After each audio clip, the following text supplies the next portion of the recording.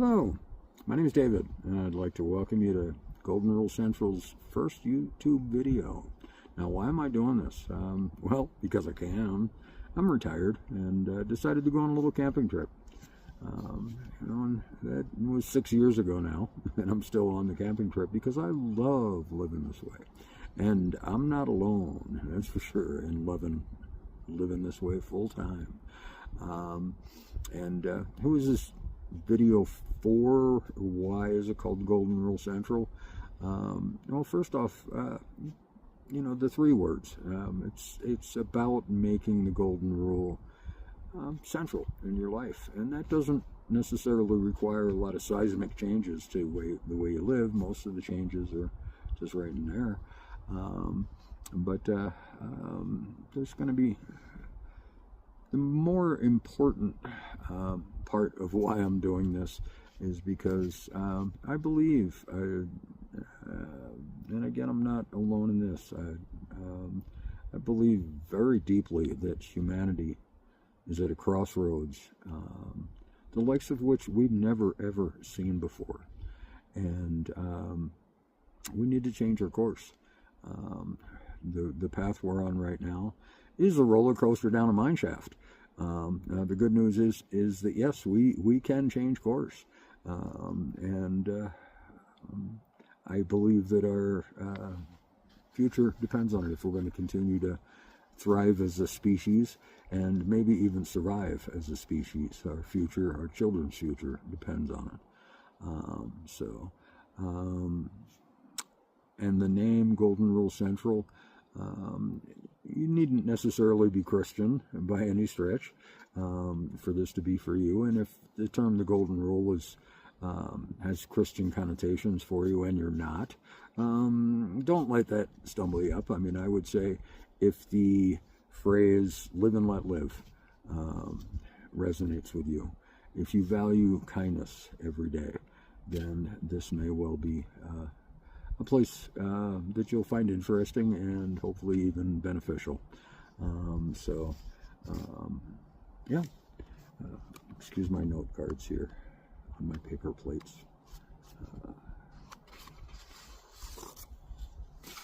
It's a 5-course meal I've got laid out for us on the notes.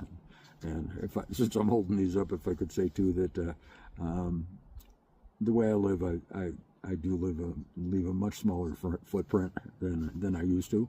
But there's two luxuries, I guess you'd call them camping luxuries, that I afford myself, and that's paper plates and paper towels. They save me a lot of time and energy, and gray water for that matter too. So these will get reused. And I just looked, and I bought a stack of like 500 non-coated, no plastic involved here, non-coated paper plates almost a year ago, and there's still at least 100 left. So I definitely get my money's worth from them. So anyway, I do believe that the solution to correcting our course does lie in the Golden Rule and embracing the Golden Rule in all of its many forms.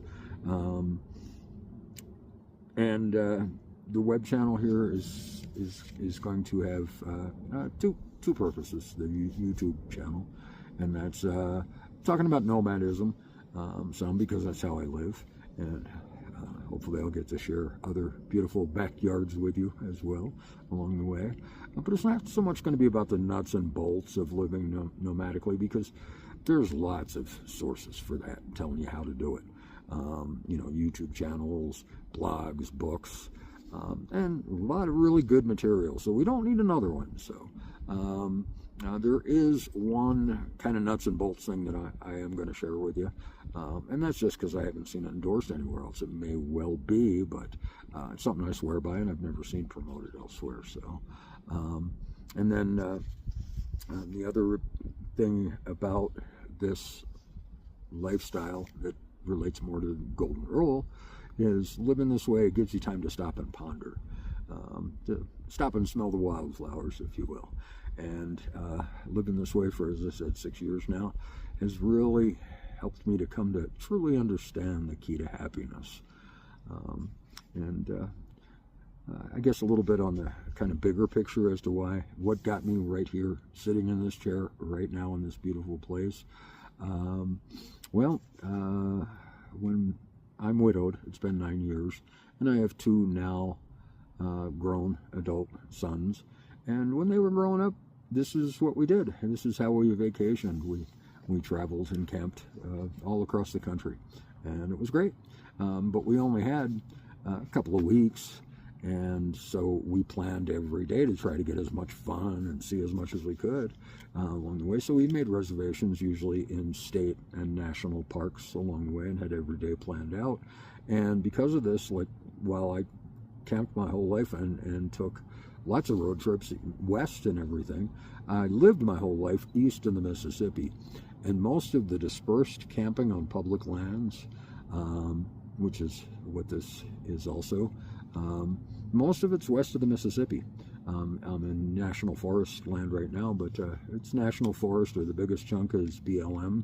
And here's how ignorant I was of it. I knew that's not what it meant, but when I first saw that, I asked my son, I said, what does Black Lives Matter have to do with camping? No, it's Bureau of Land Management. And of the three agencies, the National Park Service, the National Forest Service, and the Bureau of Land Management, by far the biggest chunk of land is under Bureau of Land Management. And best kept secret in camping is, I think, is that not only is some of the most beautiful campsites on public land, like BLM land, most of it's also free, which is a nice perk. And so,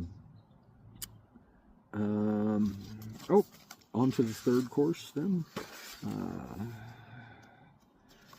Yeah, and so how did I find out about it? Well, originally from the East Coast, and because of that, I do kind of like to say that I've been avoiding crowds ever since, because that's literally the truth. I moved to rural Wisconsin, and Wendy and I raised our sons there, and, found myself sitting there. Wendy was gone. The boys were grown with lives of their own. Time to downsize. And I found a beautiful little piece of property right on my favorite river still in the universe, and that's the mighty Kickapoo River in southwestern Wisconsin. And I was 2 days away from making an offer on it. I figured I'd take a day to think about it before making this big step.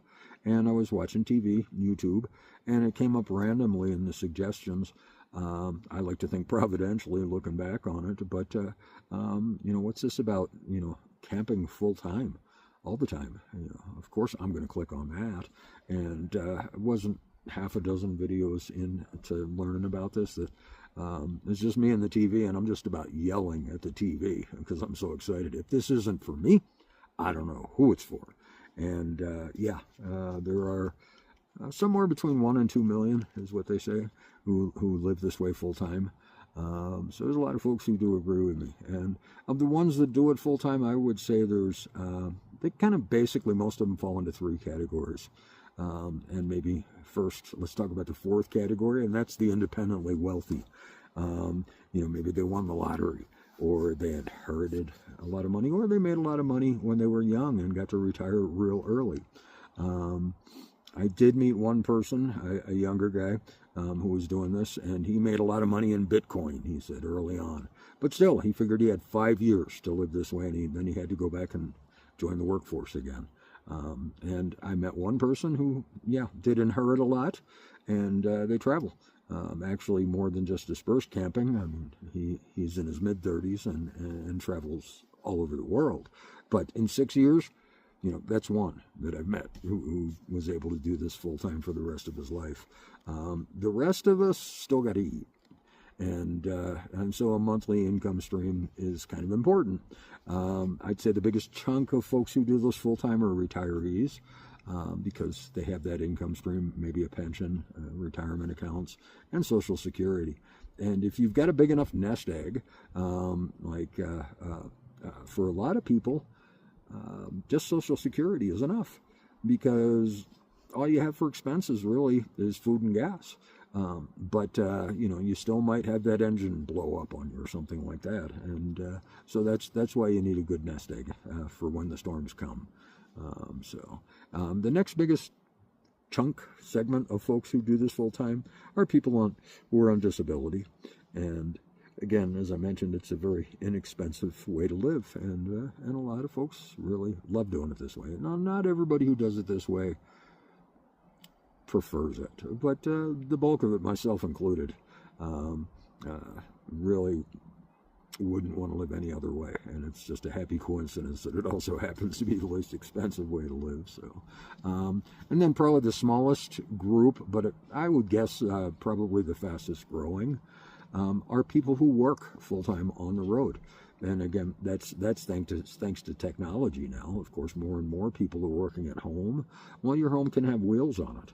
And, folks like that, out camping, you don't see them all day because they're in working. But then they get to step out into backyards like this. And they get to go wherever they want to, and on their days off, explore wherever they choose. Again, not for everybody, but for those who it suits, it can be a wonderful way to live. So, and I guess at this point, there's two things I'd like to talk about, I guess, even endorse. One is that Golden Rule Central is going to have several social media presences. One is going to be on LinkedIn.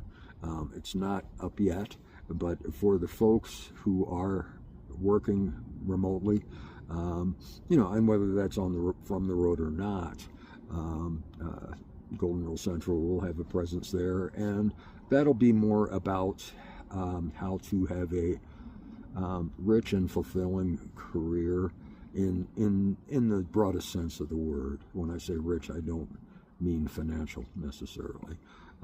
Put another way, it's maybe how to make a living and still be able to look at yourself in the mirror. And it's amazing to me. There are some very well thought out strategies and tactics, and I dare say philosophies even about that. So if you'd like to find out about the LinkedIn and when it goes up, stay tuned. But you can get on our email list if you'd like, and then you'll get notified when it goes up. And the email is contact@goldenrulecentral.org.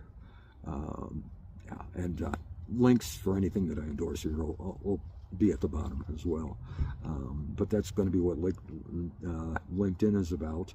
And for those who are not necessarily doing this right now, but maybe are considering living this way, actually I wrote a book a few years ago that I think you'd find interesting, because that was who I was kind of writing it for. Again, even when I first started, I knew there were lots of people giving you how-tos. And so it's more of a kind of what to consider if you're considering living nomadically. And it runs through a lot of different options. The most important one being, what are you going to live in? And it goes through all the different options for rigs, from Class A's down to automobiles, and the pluses and minuses of all of those. So, again, that's funny. I feel like I can endorse that with some confidence, because, one of my sons was on the road with me. He decided he was going to take an extended vacation of like a month or two. It's something he'd never had any kind of lengthy vacation since joining the workforce. And he had some vacation or work lined up for come summertime. And so it was just going to be a month, maybe two. But then COVID hit and dried up his employment. So he was on the road with me for 16 months, and it was a blast. But that's when I wrote it, and just for fun. The book is called Boondocking America, Finding Bliss on a Shoestring. And, some of it is also about our adventures in the first 16 months on the road. And as I said, I wrote it just for fun. I did almost nothing to promote it. And I didn't even look at it, in a couple of years. And I just went back. And I was really surprised. It has over 50 reviews, and most of them are really nice. People seem to really enjoy it. Pleasant surprise, but that's why I feel like I can recommend it with confidence if you're considering doing this in particular. So, okay, on to the fourth course, and that's I want to talk a little bit about the Golden Rule and how universal the principle is.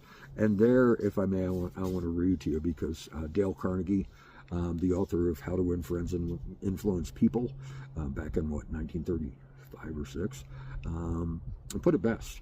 And that's why the principles in How to Win Friends and Influence People, it's gone through so many editions now, and it was a course by the same name that people could take, and the course is still widely offered because the principles are universal, and Mr. Carnegie put it very well. So if I may, just indulge me in reading just a paragraph from it.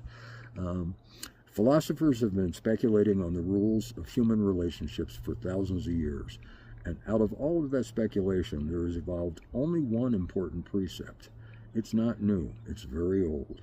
It's as old as history. Zoroaster taught it to his followers in Persia 2,500 years ago. Confucius preached it in China 24 centuries ago. Lao Tzu, the founder of Taoism, taught it to his disciples on the valley of the Han. Buddha preached it on the bank of the holy Ganges 500 years before Christ. And the sacred books of Hinduism taught it 1,000 years before that. Jesus taught it among the stony hills of Judea 19 centuries ago. Well, of course, all of these, we can add another 100 years because this book came out almost 100 years ago now. Jesus summed it up in one thought. Probably the most important rule in the world, and I'll personally take out the probably, and that's do unto others as you would have others do unto you. And as he says in conclusion, so let's obey the golden rule and give unto others as we would have others give unto us. How, when, where? The answer is everywhere, all the time. So what then is the key to happiness? Well, I'm not going to tell you. No, I'm kidding. Well, kind of. I mean, I'm not going to tell you because, you don't know me from Adam's cat. Who am I? Some old guy just sitting out in the woods, right? So I'm going to defer to some people maybe who can speak with a little more authority, and that's 2 Nobel Prize winners. Summed it up very well. And, if you're going to listen to folks, Nobel laureates, Peace Prize winners, can be good people to listen to. The first one was Albert Schweitzer, and he said this to a group of students in a speech in 1936, I believe it was, and that was, I don't know where your destiny will be, but one thing I know, the only ones among you who will be really happy are those who have sought and found how to serve. And isn't that the golden rule? Doing unto others. And it's almost kind of ironic that that's also the key to happiness. And you can never truly find, there's my first edit.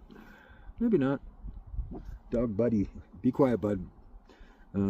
Anyway, it's kind of ironic almost that you don't find happiness by directly pursuing it. Our Constitution guarantees the right to the pursuit of happiness, but not the right of finding it. And if you pursue happiness, in too close to traditional ways, I guess you could say, like the almighty dollar, what we've been conditioned to believe, and so many people look at this, status symbols that money and the stuff that it can buy can bring, and think that's going to bring them happiness. And that's part of why this lifestyle is so popular to so many people, because they realize that's, that's an empty path. And, when they finally get that Porsche or whatever it was, they feel some happiness for briefly, but, it ends up feeling hollow. And it's ironic that it's only in taking the focus off yourself and focusing on others that you find happiness. And it's what to me I find really exciting is there's more and more coming out all the time to show this.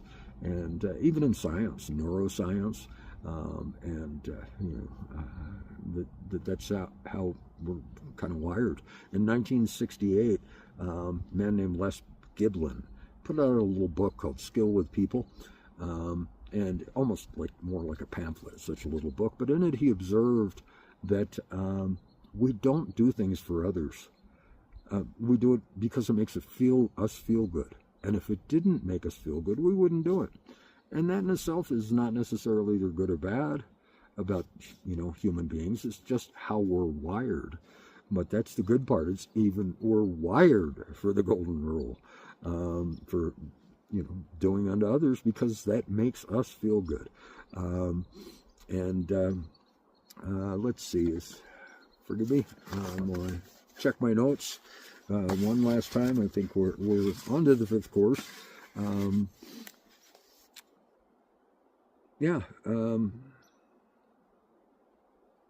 And I do really believe that at this point it's almost the universe's imperative to us that we start to pay attention. As Mr. Carnegie pointed out, it's as old as human history, the golden rule. And maybe that's kind of almost part of the problem. It's around us all the time, and you tend to look past things that are always there. But it's time to deliberately pay attention to it. I'd mentioned that Golden Rule Central is going to have several different web presences. One that's up right now is Facebook, and there's a Facebook page of the same name, Golden Rule Central, and that is going to feature just snippets every day, quotes, inspirational and motivational.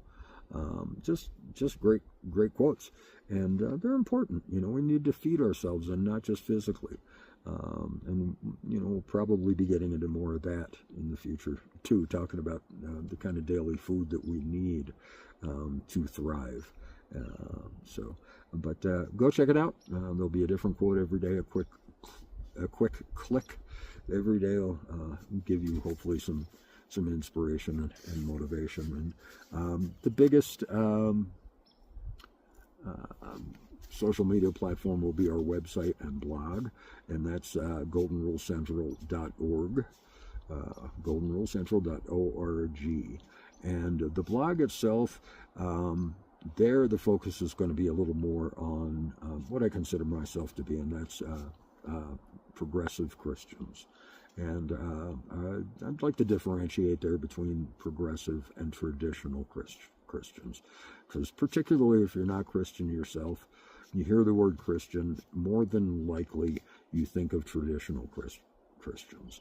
And I'm not here to make enemies with them, but I think Carl Sagan may have best summed them up, and where progressive Christians will tend to differ. Progressive Christians believe that the Bible was inspired by God and written by man. As Carl Sagan said, if you believe that the Bible was dictated by God to unerring stenographers, that sums it up kind of sharply, wittily, and that certainly would not be me. And so the blog is going to get into a little more detail about those kind of things. So that's about all I got. Oh, I did promise you a second Nobel laureate, didn't I? And that one I don't want to read to you. I'm just going to leave that on the screen.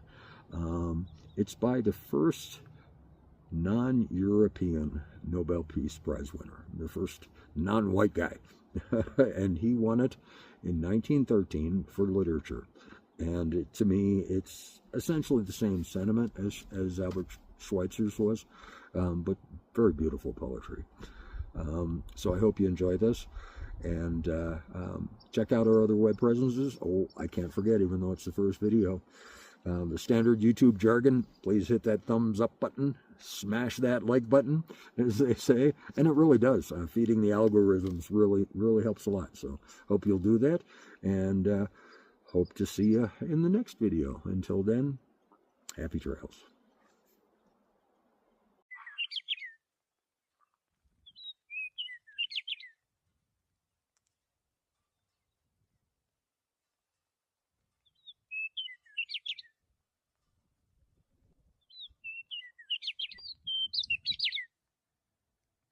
Oh my goodness, I was just about to break my arm, pat myself on the back, thinking I got all that as right as I'm going to get it in one take, and I realized I'd completely forgot to endorse the product I said I was going to. So, that's what this is.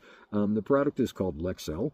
And as I said, I've never seen it endorsed anywhere else, but I absolutely swear by it. And for me, what I first started using it for, actually, I had a former neighbor who refurbished campers for a living, and he's the one that told me about it, where I first learned about it. And he used it. He'd take all the old silicone off around the top of like old travel trailers, was what he mainly did. And he'd take all the old sealant off around, you know, in the roof where it can leak, and put in Lexel. And he had a lot of satisfied customers, a lot of satisfied long-term customers too. So, I first used it. What I live in is a cargo trailer that I converted to a camper, and I just absolutely love it. But not the handiest guy in the world. I'd like to think not the least handy either. But this was kind of a dumb one.